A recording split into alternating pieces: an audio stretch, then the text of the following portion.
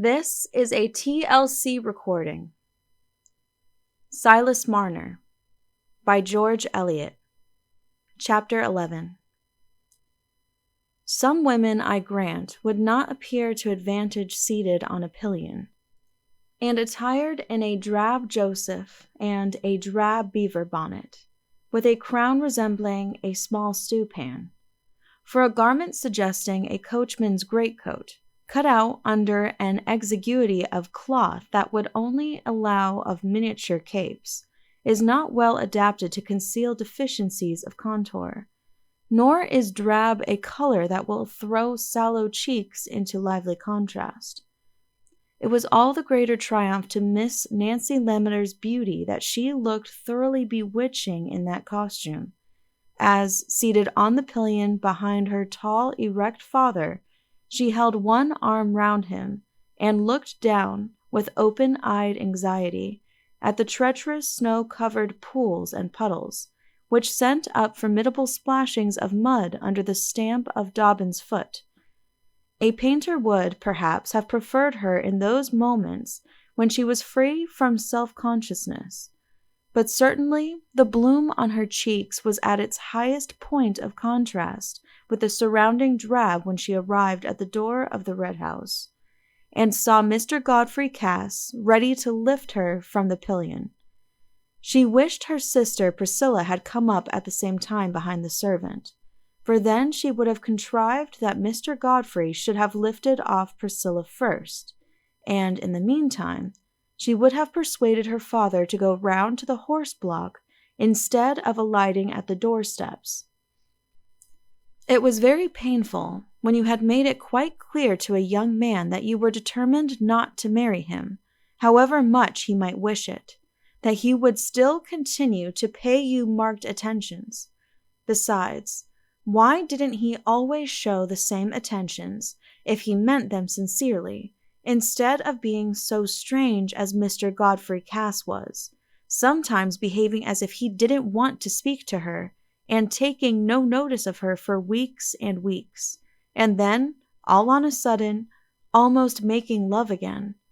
Moreover, it was quite plain he had no real love for her, else he would not let people have that to say of him which they did say. Did he suppose that Miss Nancy Lammeter was to be won by any man, squire or no squire, who led a bad life? That was not what she had been used to see in her own father, who was the soberest and best man in that countryside, only a little hot and hasty now and then, if things were not done to the minute. All these thoughts rushed through Miss Nancy's mind, in their habitual succession, in the moments between her first sight of Mr. Godfrey Cass standing at the door and her own arrival there.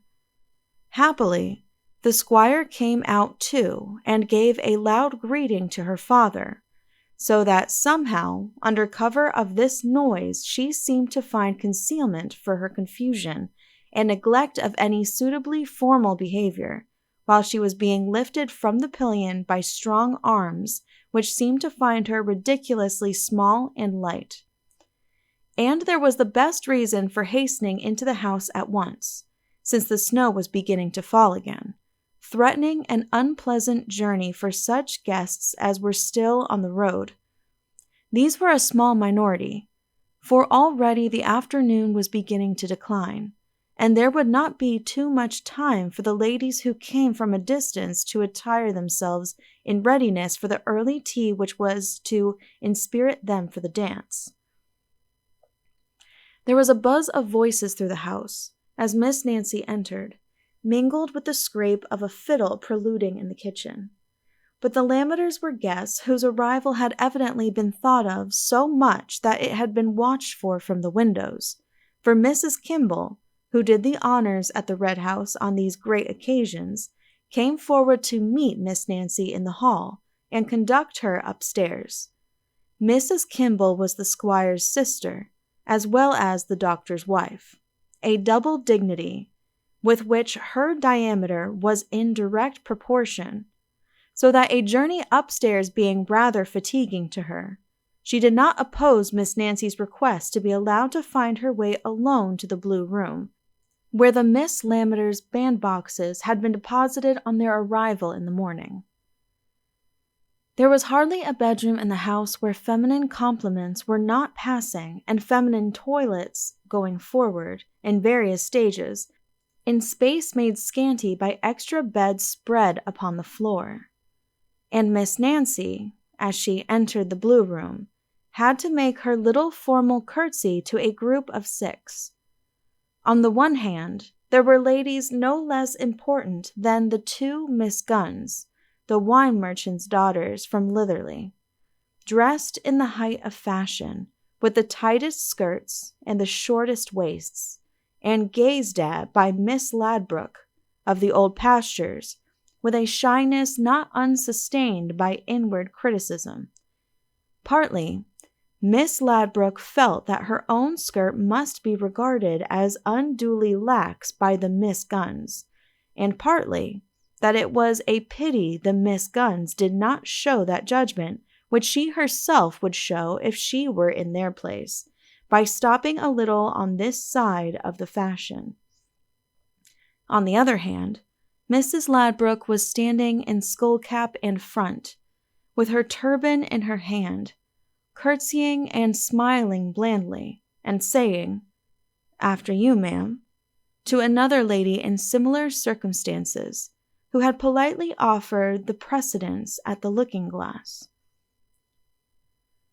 But Miss Nancy had no sooner made her curtsy than an elderly lady came forward, whose full white muslin kerchief and mob cap round her curls of smooth gray hair were in daring contrast with the puffed yellow satins and top-knotted caps of her neighbors. She approached Miss Nancy with much primness, and said, with a slow, treble suavity, "Niece, I hope I see you well in health."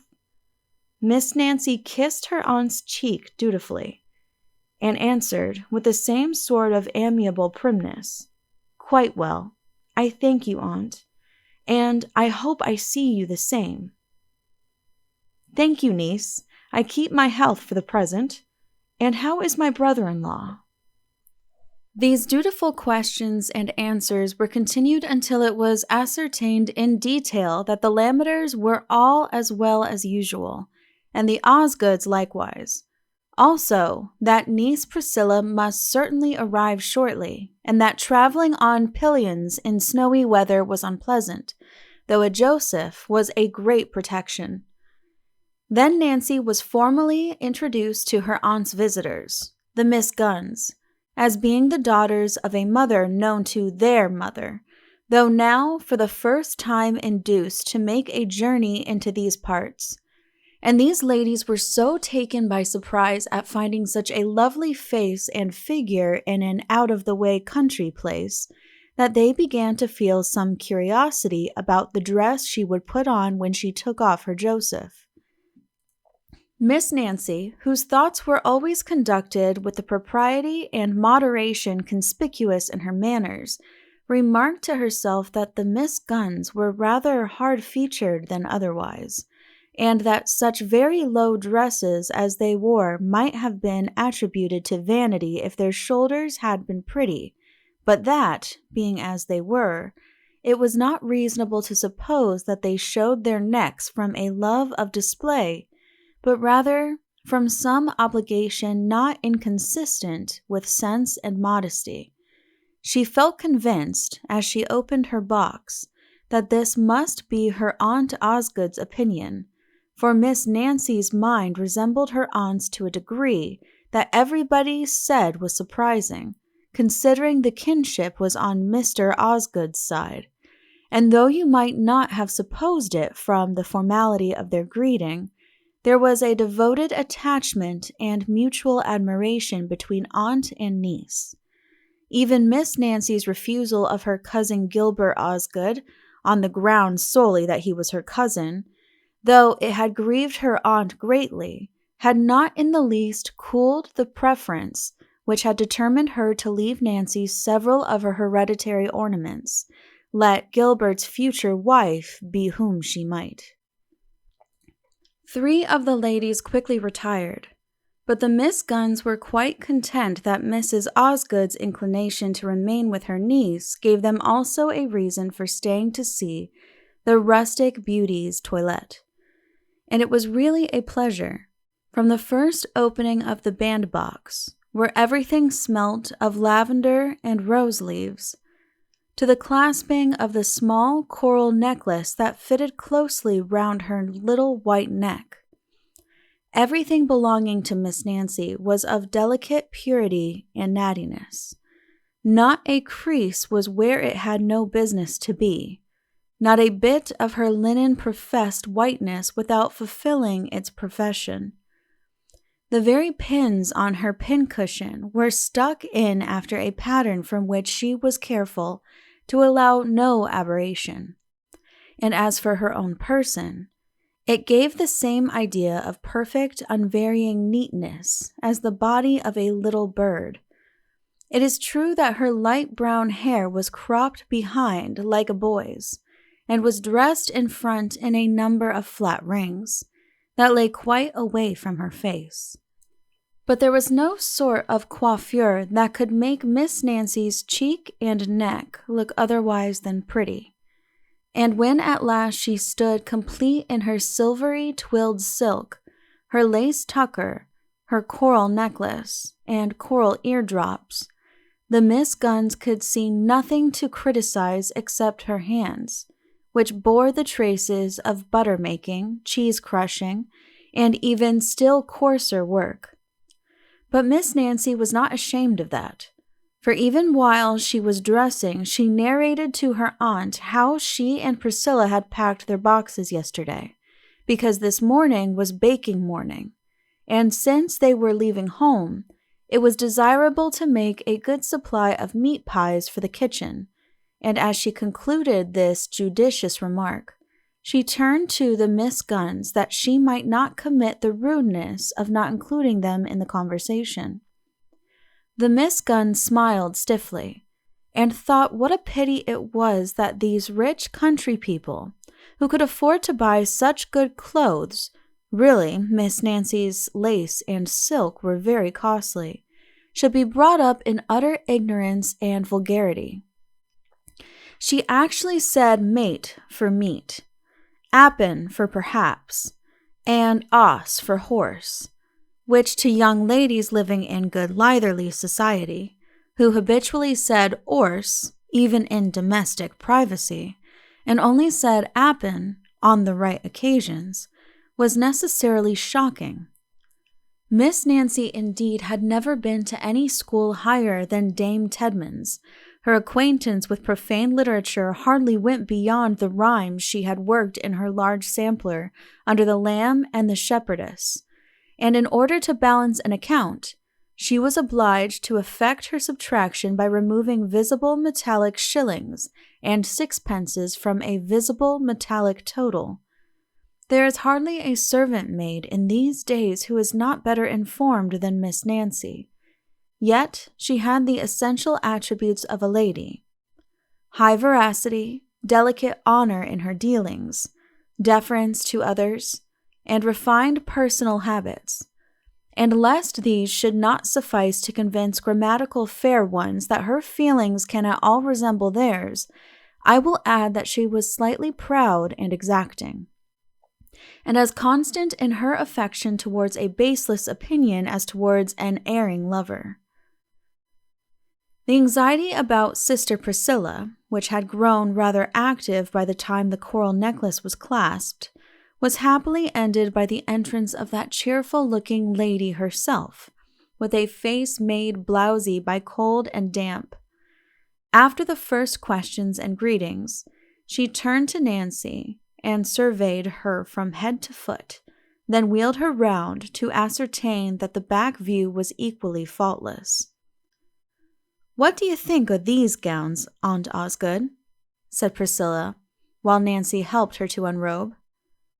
"Very handsome indeed, niece," said Mrs. Osgood, with a slight increase of formality. She always thought niece Priscilla too rough. I'm obliged to have the same as Nancy, you know, for all I'm 5 years older, and it makes me look yellow, for she never will have anything without I have mine just like it, because she wants us to look like sisters. And I tell her, folks'll think it's my weakness makes me fancy as I shall look pretty in what she looks pretty in. For I am ugly. There's no denying that. I feature my father's family. But law, I don't mind, do you? Priscilla here turned to the Miss Guns, rattling on in too much preoccupation with the delight of talking to notice that her candor was not appreciated. The pretty uns do for fly-catchers. They keep the men off us. I've no opinion of the men, Miss Gunn. I don't know what you have. And as for fretting and stewing about what they'll think of you from morning till night, and making your life uneasy about what they're doing when they're out of your sight, as I tell Nancy, it's a folly no woman need be guilty of. If she's got a good father and a good home, let her leave it to them as have got no fortin, and can't help themselves. As I say, Mr. Have-your-own-way is the best husband, and the only one I'd ever promise to obey. I know it isn't pleasant, when you've been used to living in a big way, and managing hogsheads and all that, to go and put your nose in by somebody else's fireside, or to sit down by yourself to a scrag or a knuckle. But thank God, my father's a sober man and likely to live, and if you've got a man by the chimney corner, it doesn't matter if he's childish. The business needn't be broke up.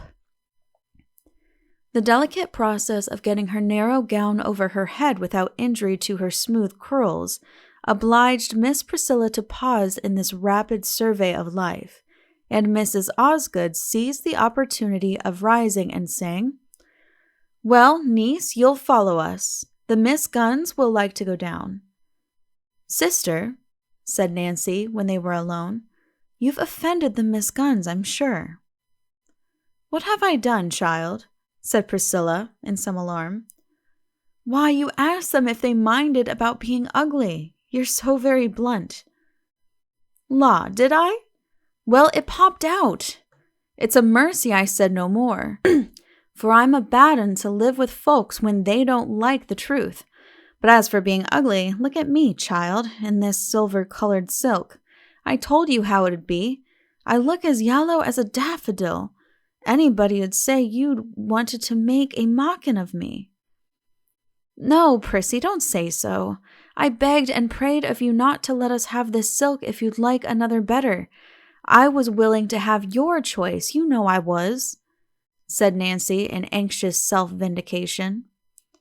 "Nonsense, child. You know you'd set your heart on this, and reason good, for you're the color of cream. It'd be fine doings for you to dress yourself to suit my skin. What I find fault with is that notion of yours that I must dress myself just like you. But you do as you like with me. You always did, from when you first begun to walk. If you wanted to go the field's length you'd go. And there was no whipping you, for you looked as prim and innocent as a daisy all the while." "Prissy," said Nancy gently, as she fastened a coral necklace exactly like her own round Priscilla's neck, which was very far from being like her own. "I'm sure I'm willing to give way as far as is right, but who shouldn't dress alike if it isn't sisters? Would you have us go about looking as if we were no kin to one another? Us that have got no mother and not another sister in the world? I'd do what was right. If I dressed in a gown dyed with cheese coloring, and I'd rather you'd choose, and let me wear what pleases you." "There you go again. You'd come round to the same thing if one talked to you from Saturday night till Saturday morning. It'll be fine fun to see how you'll master your husband and never raise your voice above the singing of the kettle all the while. I like to see the men mastered." "Don't talk so, Prissy," said Nancy, blushing. "You know I don't mean ever to be married." "Oh, you never mean a fiddlestick's end," said Priscilla, as she arranged her discarded dress and closed her bandbox. Who shall I have to work for when father's gone, if you are to go and take notions in your head and be an old maid, because some folks are no better than they should be? I haven't a bit of patience with you, sitting on an addled egg forever, as if there was never a fresh 'un in the world. One old maid's enough out of 2 sisters, and I shall do credit to a single life, for God Almighty meant me for it. Come, we can go down now. I'm as ready as a mawkin can be. There's nothing a-wanting to frighten the cows, now I've got my eardroppers in." As the 2 Miss Lammeters walked into the large parlor together, anyone who did not know the character of both might certainly have supposed that the reason why the square-shouldered, clumsy, high-featured Priscilla wore a dress the facsimile of her pretty sister's was either the mistaken vanity of the one or the malicious contrivance of the other in order to set off her own rare beauty. But the good-natured, self-forgetful cheeriness and common sense of Priscilla would soon have dissipated the one suspicion, and the modest calm of Nancy's speech and manners told clearly of a mind free from all disavowed devices. Places of honor had been kept for the Miss Lammeters near the head of the principal tea-table in the wainscoted parlor, now looking fresh and pleasant with handsome branches of holly, yew, and laurel from the abundant growths of the old garden. And Nancy felt an inward flutter that no firmness of purpose could prevent when she saw Mr. Godfrey Cass advancing to lead her to a seat between himself and Mr. Crackenthorpe, while Priscilla was called to the opposite side between her father and the Squire. It certainly did make some difference to Nancy that the lover she had given up was the young man of quite the highest consequence in the parish. At home in a venerable and unique parlor, which was the extremity of grandeur in her experience, a parlor where she might one day have been mistress, with the consciousness that she was spoken of as Madame Cass, the Squire's wife. These circumstances exalted her inward drama in her own eyes, and deepened the emphasis with which she declared to herself that not the most dazzling rank should induce her to marry a man whose conduct showed him careless of his character, but that love once, love always was the motto of a true and pure woman, and no man should ever have any right over her which would be a call on her to destroy the dried flowers that she treasured, and always would treasure, for Godfrey Cass's sake. And Nancy was capable of keeping her word to herself under very trying conditions. Nothing but a becoming blush betrayed the moving thoughts that urged themselves upon her as she accepted the seat next to Mr. Crackenthorpe, for she was so instinctively neat and adroit in all her actions, and her pretty lips met each other with such quiet firmness that it would have been difficult for her to appear agitated. It was not the rector's practice to let a charming blush pass without an appropriate compliment.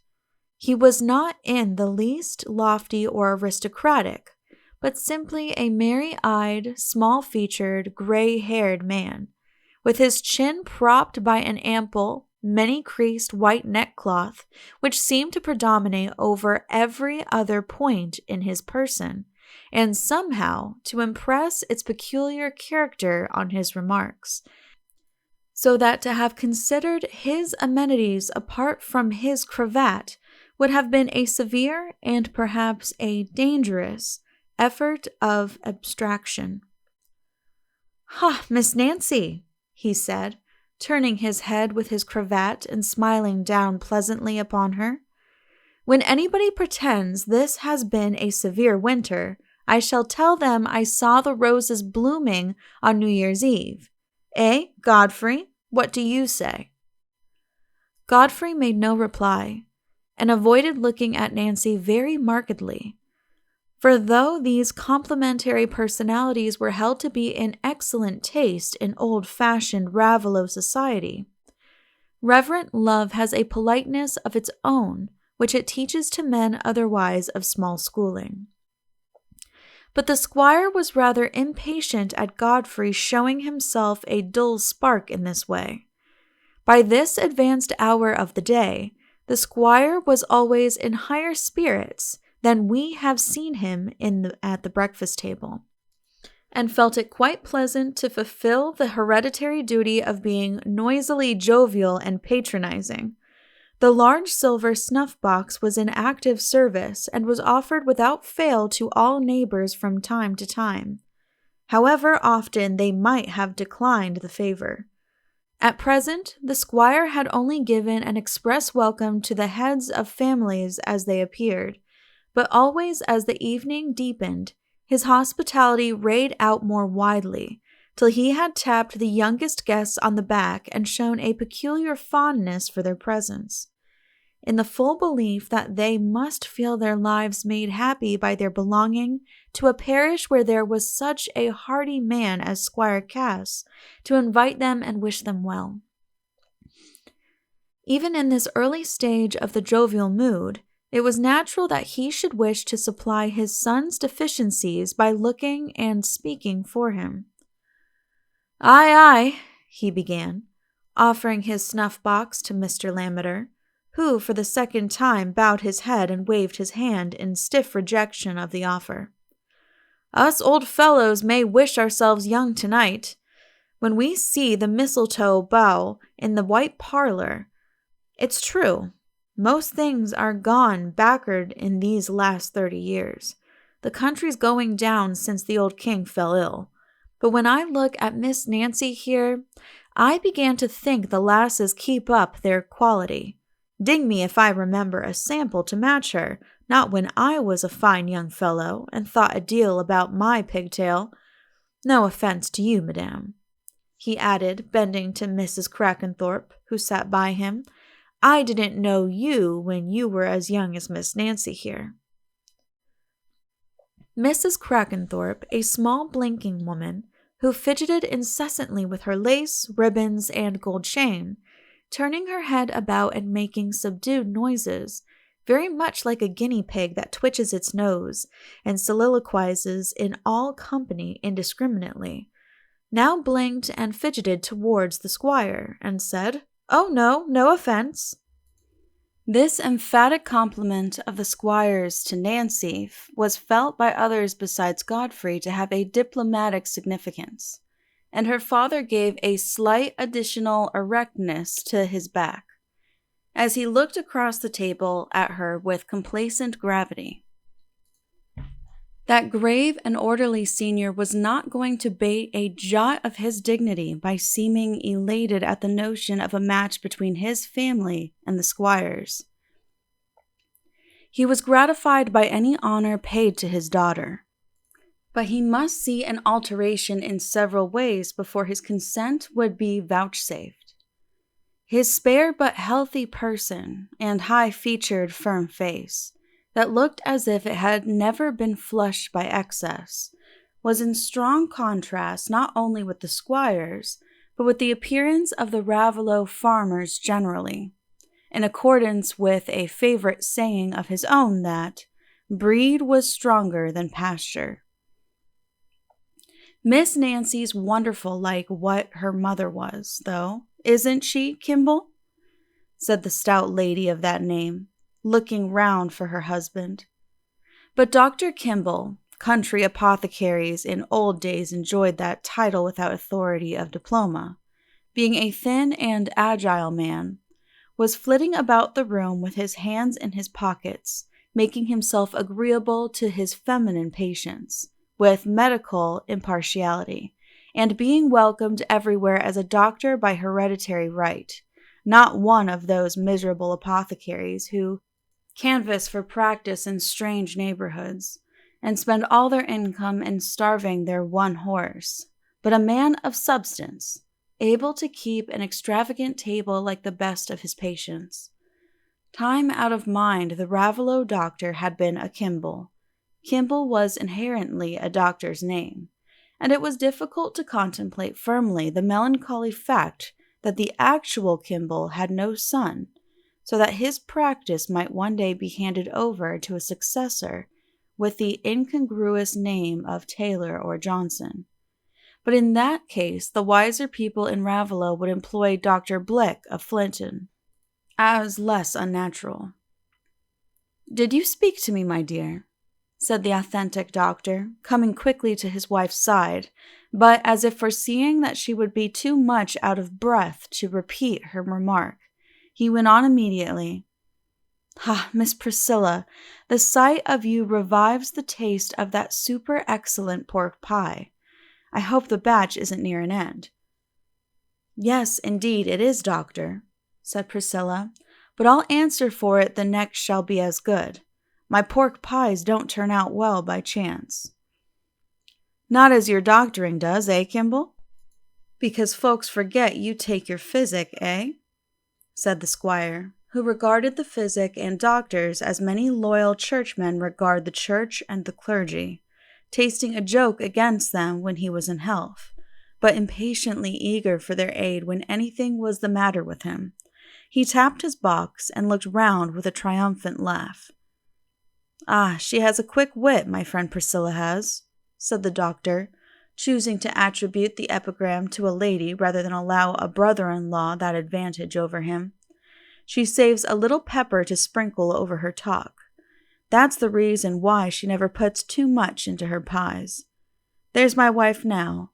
She never has an answer at her tongue's end, but if I offend her, she's sure to scarify my throat with black pepper the next day, or else give me the colic with watery greens.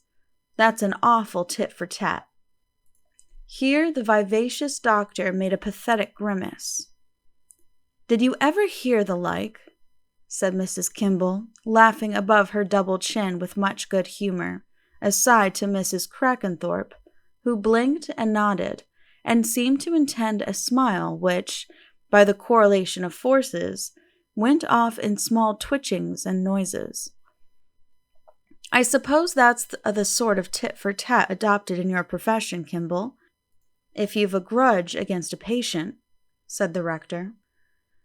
"Never do have a grudge against our patients," said Mr. Kimball, "except when they leave us, and then, you see, we haven't the chance of prescribing for them. Miss Nancy," he continued, suddenly skipping to Nancy's side, "you won't forget your promise? You're to save a dance for me, you know." Come, Kimball, don't you be too forward," said the squire. "Give the young'uns fair play. There's my son Godfrey be wanting to have a round with you if you run off with Miss Nancy. He's bespoke her for the first dance, I'll be bound. Sir, what do you say?" he continued, throwing himself backward and looking at Godfrey. "Haven't you asked Miss Nancy to open the dance with you?" Godfrey, sorely uncomfortable under the significant insistence about Nancy, and afraid to think where it would end by the time his father had set his usual hospitable example of drinking before and after supper, saw no course open but to turn to Nancy and say, with as little awkwardness as possible, "No, I haven't asked her yet, but I hope she'll consent, if somebody else hasn't been before me." "No, I've not engaged myself," said Nancy, quietly, though blushingly. If Mr. Godfrey founded any hopes on her consenting to dance with him, he would soon be undeceived, but there was no need for her to be uncivil. "Then I hope you've no objections to dancing with me," said Godfrey, beginning to lose the sense that there was anything uncomfortable in this arrangement. No objections," said Nancy in a cold tone. Well, you're a lucky fellow, Godfrey," said Uncle Kimball. "But you're my godson, so I won't stand in your way. Else I'm not so very old, my dear?" he went on, skipping to his wife's side again. "You wouldn't mind my having a second after you were gone, not if I cried a good deal first?" Come, take a cup of tea and stop your tongue, do. and good-humored Mrs. Kimball, feeling some pride in a husband who must be regarded as so clever and amusing by the company generally. If he had only not been irritable at cards. While safe, well-tested personalities were enlivening the tea in this way, the sound of the fiddle approaching within a distance at which it could be heard distinctly made the young people look at each other with sympathetic impatience for the end of the meal. "Why, there's Solomon in the hall," said the squire, "and playing my favorite tune, I believe, the flaxen-headed ploughboy.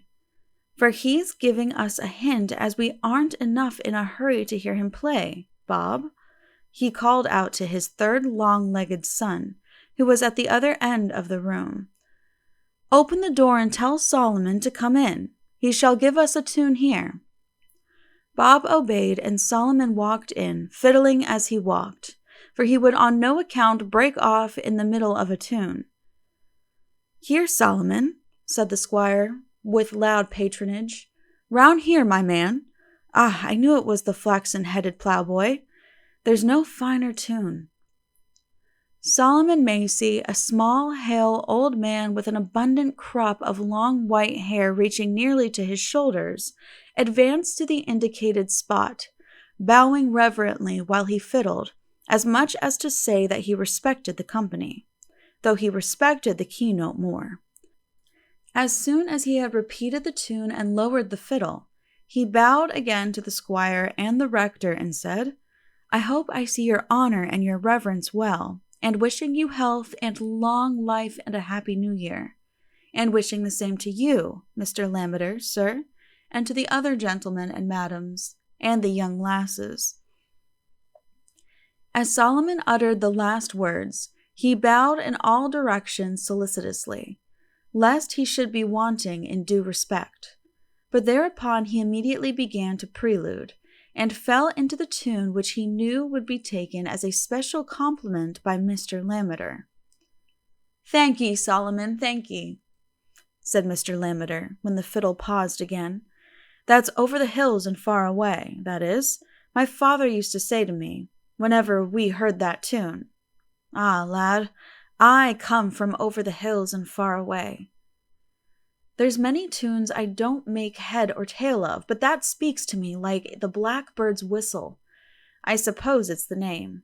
There's a deal in the name of a tune." But Solomon was already impatient to prelude again, and presently broke with much spirit into Sir Roger de Coverley, at which there was a sound of chairs pushed back and laughing voices. "Aye, aye, Solomon, we know what that means," said the squire, rising. "It's time to begin the dance, eh? Lead the way, then, and we'll all follow you." So Solomon, holding his white head on one side and playing vigorously, marched forward at the head of the gay procession into the white parlor, where the mistletoe bough was hung, and multitudinous tallow candles made rather a brilliant effect, gleaming from among the buried holly boughs, and reflected in the old-fashioned oval mirrors fastened in the panels of the white wainscot. A quaint procession.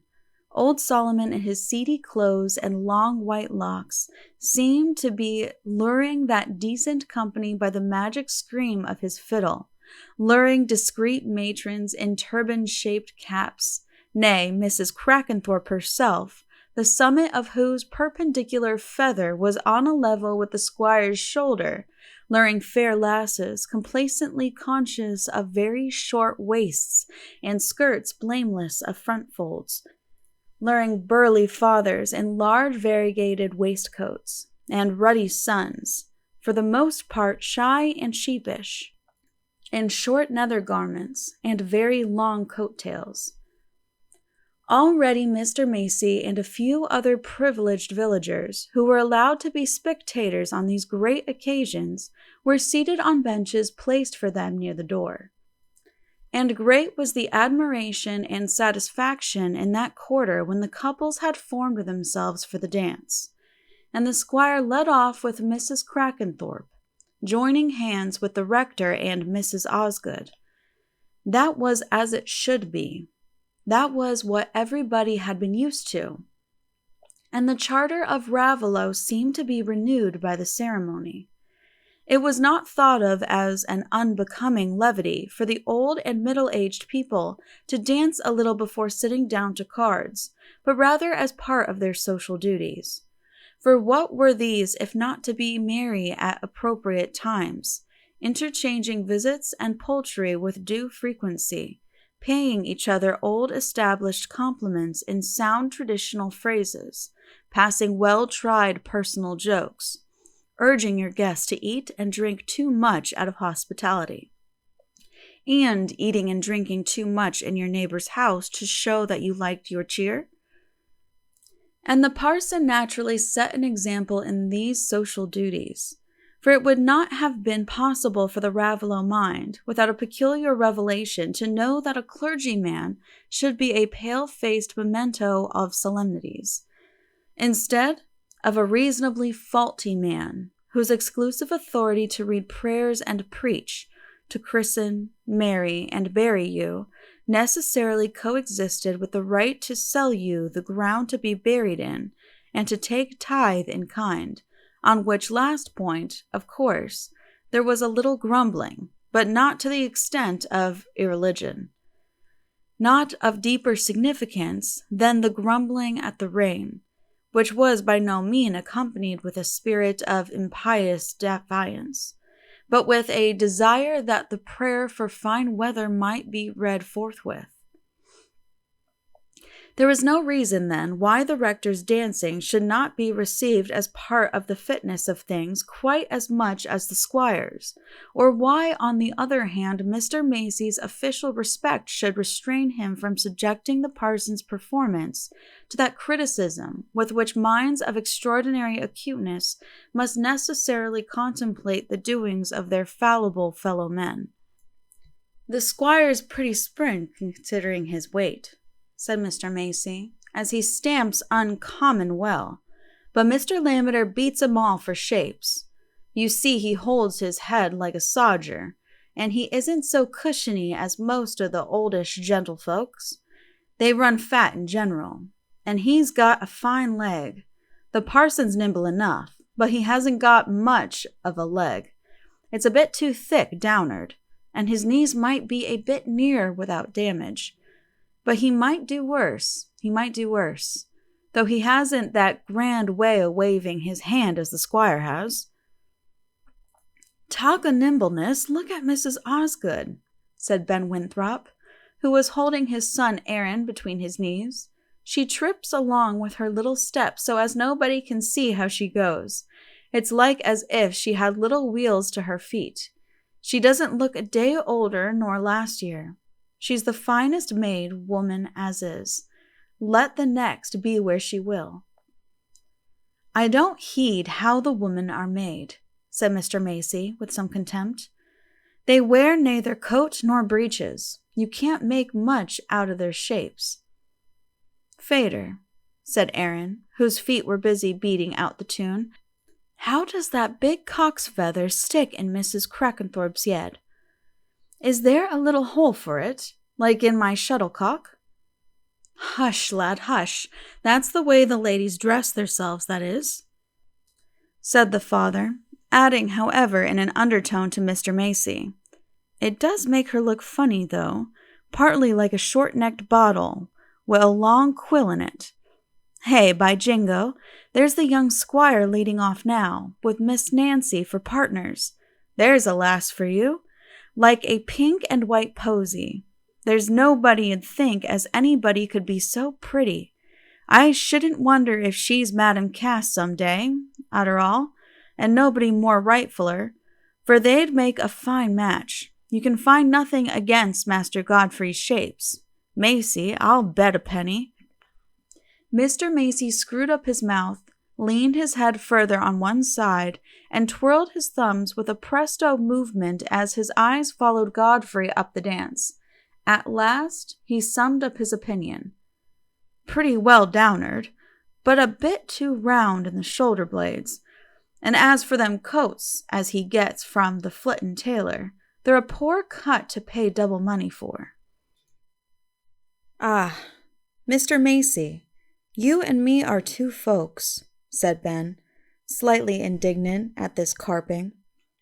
When I've got a pot o' good ale, I like to swaller it and do my inside good, instead of smelling and staring at it to see if I can't find fault with the brewing.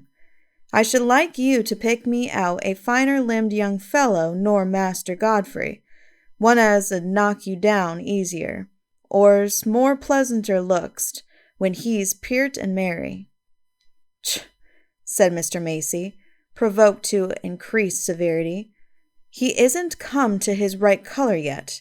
He's partly like a slack-baked pie, and I doubt he's got a soft place in his head. Else why should he be turned round the finger by that awful dunce as nobody's seen o' late, and let him kill that fine hunting hoss as was the talk of the country? And one while he was always after Miss Nancy, and then it all went off again, like a smell o' hot porridge, as I may say. That wasn't my way when I went a-courting. Ah, but mayhap Miss Nancy hung off, like, and your lass didn't, said Ben. I shouldn't say she didn't, said Mr. Macy significantly. Before I said sniff, I took care to know as she'd say snaff, and pretty quick, too. I wasn't a-going to open my mouth, like a dog at a fly, and snap it to again, with nothing to swaller. Well, I think Miss Nancy's a-coming round again, said Ben, for Master Godfrey doesn't look so downhearted tonight, and I see he's for taking her away to sit down, now they're at the end of the dance. That looks like sweethearting, that does. The reason why Godfrey and Nancy had left the dance was not so tender as Ben imagined. In the close press of couples, a slight accident had happened to Nancy's dress, which, while it was short enough to show her neat ankle in front, was long enough behind to be caught under the stately stamp of the squire's foot, so as to rend certain stitches at the waist, and cause much sisterly agitation in Priscilla's mind, as well as serious concern in Nancy's. One's thoughts may be much occupied with love struggles, but hardly so as to be insensible to a disorder in the general framework of things. Nancy had no sooner completed her duty in the figure they were dancing than she said to Godfrey, with a deep blush, that she must go and sit down till Priscilla could come to her, for the sisters had already exchanged a short whisper and an open-eyed glance full of meaning. No reason less urgent than this could have prevailed on Nancy to give Godfrey this opportunity of sitting apart with her. As for Godfrey, he was feeling so happy and oblivious under the long charm of the country dance with Nancy that he got rather bold on the strength of her confusion, and was capable of leading her straight away, without leave asked, into the adjoining small parlor, where the card tables were set. "Oh, no, thank you," said Nancy coldly, as soon as she perceived where he was going. "Not in there. I'll wait here till Priscilla's ready to come to me. I'm sorry to bring you out of the dance and make myself troublesome." "Why, you'll be more comfortable here by yourself," said the artful Godfrey. "I'll leave you here till your sister can come." He spoke in an indifferent tone. That was an agreeable proposition, and just what Nancy desired. Why, then, was she a little hurt that Mr. Godfrey should make it? They entered, and she seated herself on a chair against one of the card tables, as the stiffest and most unapproachable position she could choose. "Thank you, sir," she said immediately. "I needn't give you any more trouble. I'm sorry you've had such an unlucky partner." "That's very ill-natured of you," said Godfrey, standing by her without any sign of intended departure, "to be sorry you've danced with me." "Oh, no, sir, I don't mean to say what's ill-natured at all," said Nancy, looking distractingly prim and pretty. "When gentlemen have so many pleasures, one dance can matter but very little." "You know that isn't true. You know one dance with you matters more to me than all the other pleasures in the world." It was a long, long while since Godfrey had said anything so direct as that, and Nancy was startled. But her instinctive dignity and repugnance to any show of emotion made her sit perfectly still and only throw a little more decision into her voice as she said, "No, indeed, Mr. Godfrey, that's not known to me, and I have very good reasons for thinking different, but if it's true, I don't wish to hear it." "Would you never forgive me then, Nancy? Never think well of me, let what would happen? Would you never think the present made amends for the past? Not if I turned a good fellow and gave up everything you didn't like?" Godfrey was half conscious that this sudden opportunity of speaking to Nancy alone had driven him beside himself, but blind feeling had got the mastery of his tongue. Nancy really felt much agitated by the possibility Godfrey's words suggested, but this very pressure of emotion that she was in danger of finding too strong for her roused all her power of self-command. "I should be glad to see a good change in anybody, Mr. Godfrey," she answered, with the slightest discernible difference of tone, "but it'd be better if no change was wanted." "You're very hard-hearted, Nancy," said Godfrey, pettishly. "You might encourage me to be a better fellow. I'm very miserable, but you've no feeling." "I think those have the least feeling that act wrong to begin with," said Nancy, sending out a flash in spite of herself. Godfrey was delighted with that little flash, and would have liked to go on and make her quarrel with him. Nancy was so exasperatingly quiet and firm, but she was not indifferent to him yet, though. The entrance of Priscilla bustling forward and saying, "Dear heart alive, child, let us look at this gown," cut off Godfrey's hopes of a quarrel. "I suppose I must go now," he said to Priscilla. "It's no matter to me whether you go or stay," said that frank lady, searching for something in her pocket with a preoccupied brow. "Do you want me to go?" said Godfrey, looking at Nancy, who was now standing up by Priscilla's order. "As you like," said Nancy, trying to recover all her former coldness, and looking down carefully at the hem of her gown. "Then I like to stay," said Godfrey, with a reckless determination to get as much of this joy as he could tonight, and think nothing of the morrow. End of Chapter 11. Please click the link below to continue on to Chapter 12. This has been a TLC recording. Thank you for listening, and please be sure to subscribe.